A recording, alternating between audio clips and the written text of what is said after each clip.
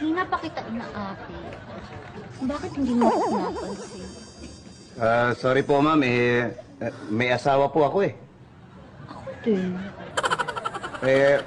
Mahal ko po yung asawa ko eh. Ako din naman. Ano ba? Uy, sa bagay lalaki naman ako eh. Ako din.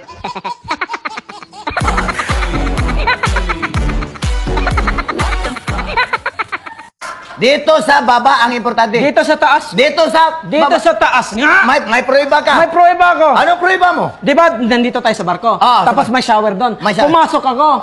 Akala ko shower ng mga lalaki yun. Pagpasok ko, shower ng mga babae pala yun. Tapos Pagpasok ko, babae hubot-hubad doon, naliligo. Naliligo. Oh, ganun siya. Oh, yung reaction niya. Dito lang tinakpan. Dito ang importante. Oh, tapos tinanong ko siya, ma'am, sorry po, saan po ba yung CR ng mga lalaki? Tinuro pa. Saan? Sabi niya, nandun po, sir, oh. Binibinitawan.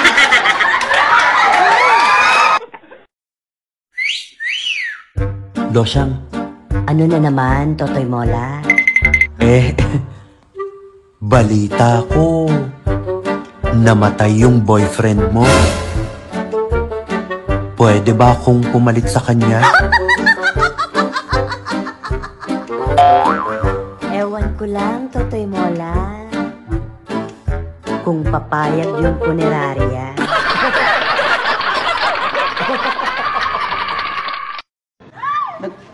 Buntis ka? 2 taon ako nawala, tas pregnancy test, buntis ka? Opo, mahal. Naku, mahal, hayaan mo na yun. B positive. Yung iba nga dyan, baog eh. Oo. 2 taon na nawala. Buntis. Sir, 950 po lahat. Aw, 1,000 pesos. Sir, may 50 pesos ga po kayo. Aba, digay 950 lang ang sabi mo. Digay 1,000 ang inabot ko sa iya. Labis pa yan ah. Ay bay ka na hingi pa ng 50. Naku inahing, pagdating sa kwintahan, hindi mo ko maiisahan. Sir, bibigyan ko naman po kayo ng 100. Ah, gayong ga? Di mo agad sinabi eh. Huh, lugi ka ngayon. Hindi ka nagagapon sa sarili mo? Hindi. Why? Hindi naman. Hindi ko naman pinipraise yung sarili ko. Pero kung may incident na mawasak yung mukha ko, gusto kong mukha ko pa rin yung ipapalit sa akin. Oh. Ako kung sakasakaling mawasak yung mukha ko. Huwag na, wasak na eh.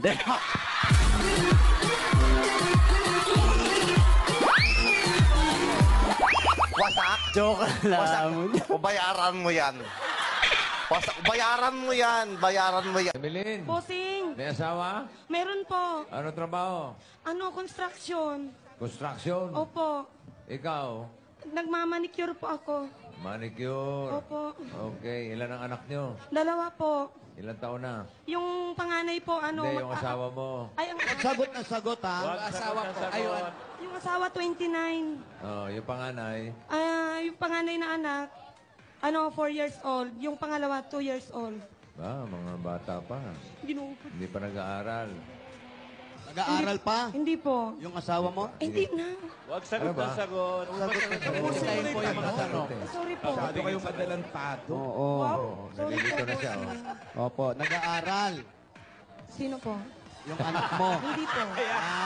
Ganon. Maliwanag. Ayos yung... So ngayon, hindi pa nag-aaral yung mga bata. Anong ginagawa Sa bahay lang. ng asawa mo? Ay, yung asawa,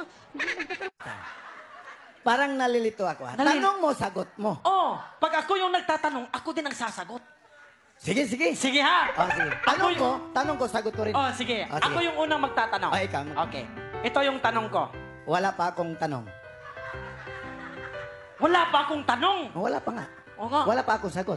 Nakakalito ka eh. Ito Ituloy ha, mo na. tanong ko. May kaibigan ako. May kaibigan. Wala siyang paa at walang kamay. Tapos, nasusunog yung bahay nila. Nasa kwarto siya. Paano siya makakaligtas sa sunog? Teka. Kaninong tanong yan? Sa akin. O, sagutin mo. Oo nga, no? Ito ginawa niya. Tumayo siya. Tapos sinuntok niya yung pinto. Tapos tumakbo ng malakas sa labas. Teka. Yung kaibigan mo, walang kamay, walang paa, tapos nakatakas. Paano nangyari yun? Kaninong tanong yan?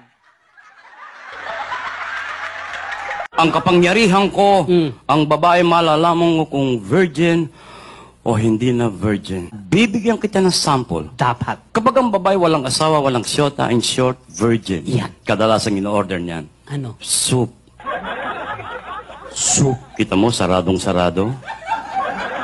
Kahit na hangin, hindi makakapasok dyan. Baga, oo nga, pikit na pikit eh. Oh. Pag yan nagkaroon ng syota, nagkaroon ng konting karanasan. May konting karanasan. Yan. Ang in-order niyan, Ano? juice. Juice. Kita mo, bumuka na. Sige. Pag yan nag-asawa, nagkaroon ng isang anak, Yan. may karanasan na yan. Of course naman. Ang in-order niyan, Ano? Coke. Laki na. Pag yan nagkaroon ng 8, 10 anak, Yan. marami ng karanasan yan. Ang in-order niyan, Ano? Hi, miss. Miss, pabili ako ng alcohol, yung 30%. 30%. Check ko lang, sir, ah. Naku, sir. 70% lang yung meron kami. Tsaka masyadong mahina, sir, yung 30. Aanhin nyo ba yun? Meron na kasi ako 70% eh. Ihahalo ko lang doon sa 30% para patay kagad yung bakterya. 100%. Gusto kita bigyan ng buhay na maayos. Ayaw kitang idamay sa mga kamalasang pinagdadaanan ko. Sana sinabi mo. Sana narinig ko. Para sana nasabi ko sa'yo na kaya kong maghintay. Hanggang sa maging handa ka. Hanggang sa maging kaya mo na. Kasi kaya ko naman maghintay kahit gaano katagal kasi mahal kita, Tonyo eh. Steph. Pwede ba? Pwede ba? Huwag mo na sabihin sa akin. Ulit, na mahal mo ako. Sabihin mo na lang. Tatapos na.